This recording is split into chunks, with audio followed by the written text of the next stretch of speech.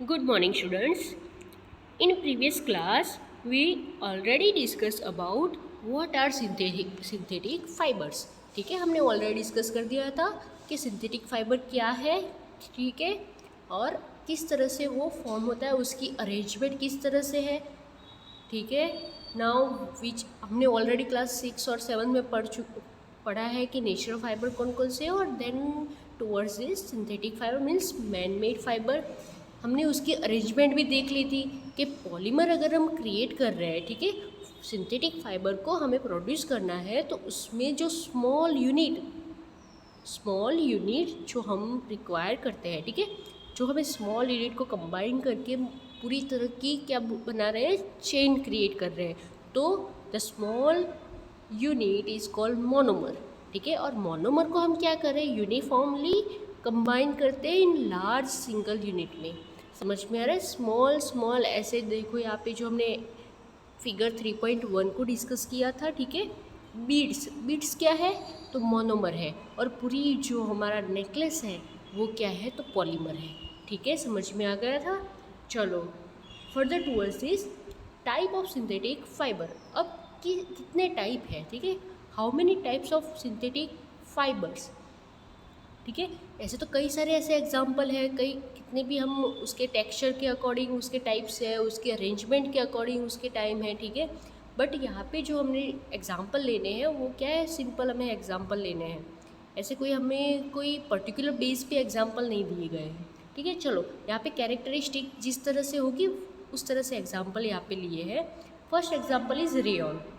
ये नाम तो हमने ऑलरेडी सुना हुआ है कि मार्केट में हम जब भी जाते हैं या तो कोई भी कपड़ा अगर चेक करते हैं बोलते हैं ये रेयॉन मटेरियल है, ठीक है, सबने सुना होगा।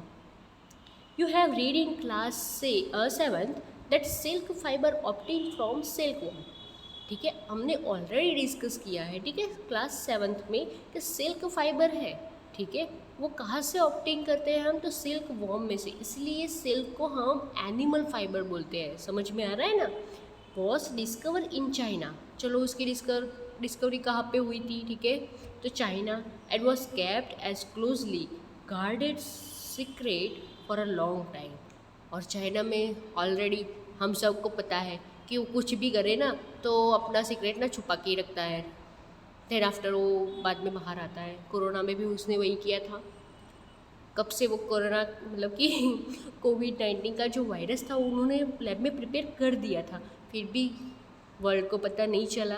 देन आफ्टर ब्लास्ट हुआ और पूरे वर्ल्ड में उसका अब देख रहे हो क्या इफ़ेक्ट हो रही है, तो पहले से ये लोग ऐसे हैं।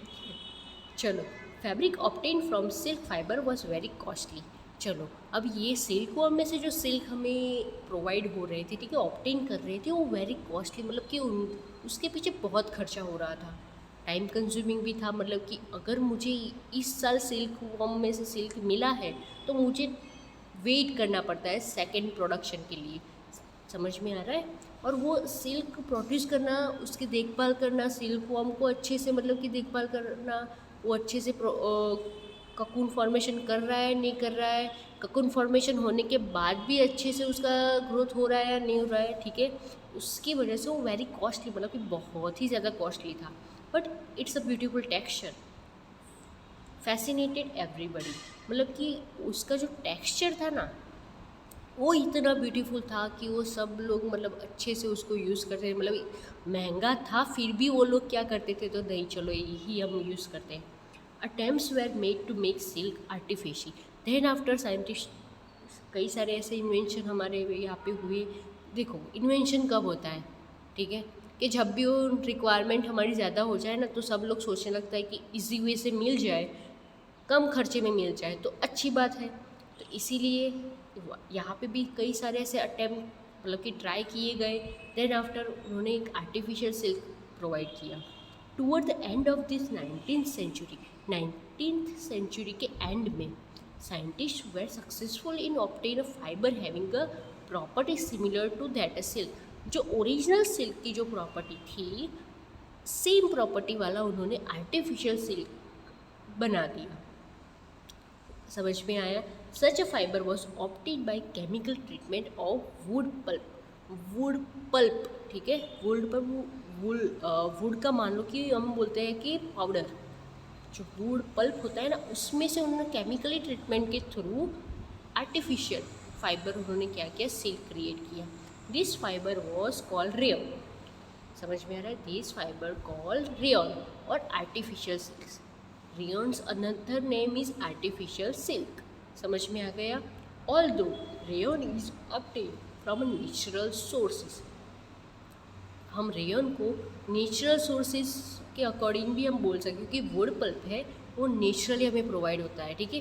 तो सेमी सिंथेटिक बोल सकते हैं कि नेचुरल भी हमने यूज़ किया है और आर्टिफिशियल हमने क्या किया, केमिकल ट्रीटमेंट की है। Yet it is a man made fibre. Natural resource है बट फिर भी उसे मैन मेड क्यों बोलते हैं, क्योंकि इंसान ने उसे केमिकल ट्रीटमेंट से बनाया है। It is a cheaper than silk, अब वो चीपर हो गया है सिल्क के according. Can be woven like silk fibre, हम सिल्क के फाइबर के अकॉर्डिंग ही उसको वूवन कर सकते हैं, ठीक है, फाइबर को फैब्रिक में कन्वर्ट कर सकते हैं। It can also be dyed in a wide variety of colour, हम उसको डाई भी कर सकते हैं अलग अलग वेराइटी ऑफ कलर्स में। Rayon is mix with cotton to make a bed sheet और mix with wool to make a carpet. यहाँ पे हमें जो कॉम्बिनेशन है वो याद रखने हैं, क्योंकि एग्ज़ाम में MCQ मतलब कि मल्टीपल चॉइस में ये क्वेश्चन ज़रूर आते हैं।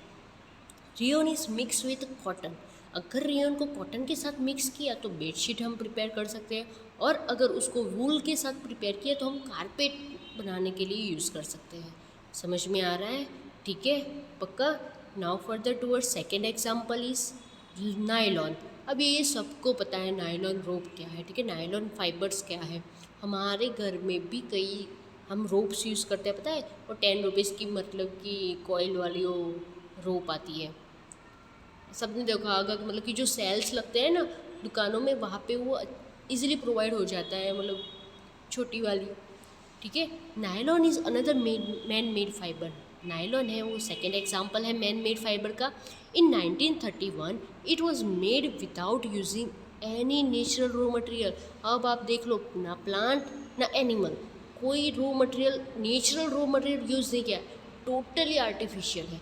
हमारे एग्ज़ाम में क्वेश्चन आ सकता है, कौन सा आ सकता है, कि कौन सा सिंथेटिक फाइबर ऐसा है जो टोटली आर्टिफिशियल है, प्योरली आर्टिफिशियल है, तो नायलॉन। क्योंकि रेयन को नहीं ले सकते, रेयन में तो हम क्या वुल को यूज़ करते हैं, समझे, वुड पल्प है तो वो नेचुरली अवेलेबल है तो हम उसको यूज़ करते हैं, इसलिए हम नहीं बोल सकते कि ये प्योरली मैन मेड है, वो सेमी सिंथेटिक हम बोल सकते हैं। नायलॉन इज़ अ प्योरली क्या है, तो artificial fibre. It was prepare from coal, water and air, coal, water and air के थ्रू हम क्या करते हैं, प्रिपेयर करते हैं, फॉर्म करते हैं। It was a first fully synthetic fibre, मैंने जैसे बताया it is a first fully synthetic fibre. Nylon fibre was strong, elastic and light, weight में क्या है, लाइट है, मतलब कि कम वेट है। स्ट्रॉन्ग, उसकी स्ट्रेंथ कितनी है, तो सबसे ज़्यादा है, बहुत ही स्ट्रॉन्ग है वो। इलास्टिसिटी मतलब कि उसको हम खींच सकते हैं, मतलब कि अगर कोई चीज़ हमें उसको खींचना, इलास्टिसिटी मतलब कि उसकी जो तनाव शक्ति है वो क्या है, ज़्यादा है। It was a lustre and easy to wash, वो लस्टर्स भी है, मतलब कि शाइन भी करता है, ठीक है, और वो वॉशेबल भी है। So it become a very popular for making a cloth, इसीलिए नायलॉन को हम कोई भी क्लोथ बनाने के लिए, मतलब कि नायलॉन के कपड़े नहीं पहनने चाहिए, क्योंकि वो पूरी तरह से आर्टिफिशियल फाइबर है ना, तो हमारे बॉडी के लिए शूट नहीं करता। बट कई सारी ऐसी चीज़ें हैं वहाँ पे नायलॉन यूज़ होता है। We use many articles made from nylon such as socks, ropes, tent, toothbrushes, car seat belt, sleeping bags, curtains etcetera. यहाँ पे एग्जाम्पल 3.3 में हमें दिए हैं, देखो, ठीक है, रोप दिया है, ब्रश दिया है, सॉक्स दिया है, ठीक है, कर्टेन्स दिए हमें। Nylon is also use for making a parachute, nylon का यूज़ क्या है, तो पैराशूट प्रिपेयर करने के लिए, और rope for a rock climbing, rock climbing जो करते हैं, ठीक है, उन वो लोग जो रोप यूज़ करते हैं क्लाइंबिंग के लिए, वो रोप भी नायलॉन फाइबर से बनी हुई होती है। A nylon thread is actually stronger than a steel wire. Steel wire से भी ज़्यादा स्ट्रॉन्ग क्या है, तो नायलॉन का थ्रेड। समझ में आ रहा है? पक्का? डन। ठीक है, तो हम रेयन और नायलॉन हमने डिस्कस किया है। ठीक है, समझ में आ गया? आप एक बार रीड कर लेना, ठीक है, तो अच्छे से समझ में आ जाएगा। Done.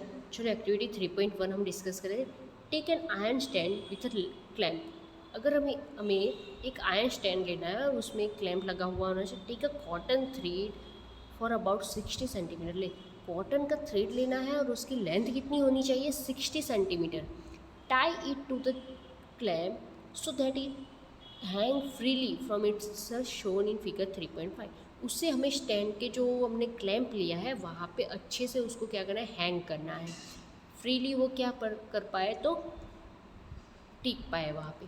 Eight the free end suspended a pan so that weight can be place in it. वो सस्पेंड मतलब अच्छे से वो सस्पेंडेड हो जाए, मतलब कि शांत हो जाए, वो हिलना बंद कर दे, तब तक हमें वेट करना है। Add a weight on 1 by 1 till the thread break. जब तक वो थ्रेड ब्रेक नहीं हो जाता तब तक हमें वेट 1 by 1 उसकी इंक्रीज़ करनी है। मतलब कि यहाँ पे देख लो, पहले छोटा वाला हमने 10 ग्राम का जो हम बोलते हैं कि मेज़रमेंट वाला, ठीक है, वो हमने रखा था। देन उसके बाद 15 ग्राम का रखेंगे, 20 ग्राम का रखेंगे। Note down the total weight required to break the thread. तब हमें जाके लास्ट वन, और जब भी हमने उस पर वेट थोड़ा ज़्यादा डाला और थ्रेड टूट गया तो हमें पता चल जाएगा कि टोटल स्ट्रेंथ उसकी कितनी है, कि वेट को एज अ गेन करने के लिए, मतलब कि वो कितने वेट तक सस्टेन कर पाता है। This weight indicates the strength of a fibre. वो वेट क्या इंडिकेट करता है, तो स्ट्रेंथ ऑफ फाइबर इंडिकेट करता है। Repeat the same activity with thread of wool, polyester, silk and nylon. ये सारे एक्सपेरिमेंट एक्टिविटी हमें वुल के थ्रेड से भी करने हैं, पॉलिएस्टर से भी करना है, सिल्क से भी करना है, नायलॉन से भी करना है। देन आफ्टर हमें चेक करना है सबसे ज़्यादा स्ट्रॉन्ग कौन सा है और सबसे कम स्ट्रॉन्ग कौन सा है। Tabulate the data as shown in 3.2. Arrange the thread in order to increasing strength. जिसकी ज़्यादा स्ट्रेंथ होगी उस तरह से हमें क्या करना है, तो अरेंज करने हैं। ठीक है, फाइबर्स को। ये देखो टेबल 3.2 ऑब्जर्व करो, इस तरह से हमें क्या करना है, उसे प्रिपेयर करना है। You may have a hook और nail on wall for hanging of fiber and polythene bag at the other end. They place a weight on many use marbles and pebbles for similar size. हमें कोई अगर हमारे पास नील wall पे हमने stick की हुई है तो वहाँ पे भी हम क्या कर सकते हैं कि हम पॉलीथीन को एक हैंड को उसकी ऊपर लटका के उसके अंदर वेट को पुट करते जाएंगे। देन आफ्टर एक सिचुएशन, मतलब कि एक वेट ऐसा आएगा कि तब वो पॉलीथीन ब्रेक हो जाएंगी।